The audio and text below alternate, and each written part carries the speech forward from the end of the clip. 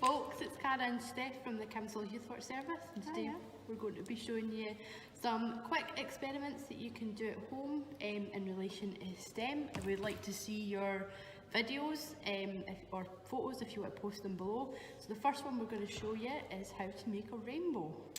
So we're going to use a piece of paper towel like this, and what you can do is cut it into the shape of a rainbow and then colour in the edges just like that.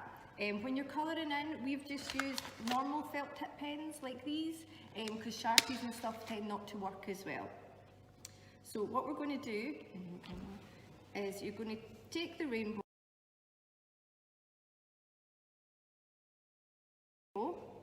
and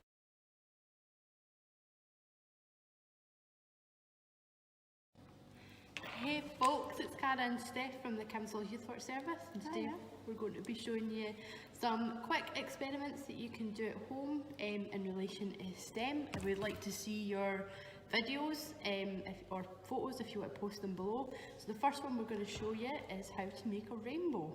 So we're going to use a piece of paper towel like this, and what you can do is cut it into the shape of a rainbow and then colour in the edges just like that.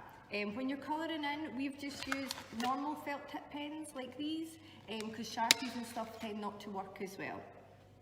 So what we're going to do is you're going to take the rainbow, and we've got 2 cups of water here, and we're just going to put the edges into the cups of water, and then hopefully in time that should make a rainbow up the side. So we'll be back shortly and we'll have a look at the results. Thank you. Thanks.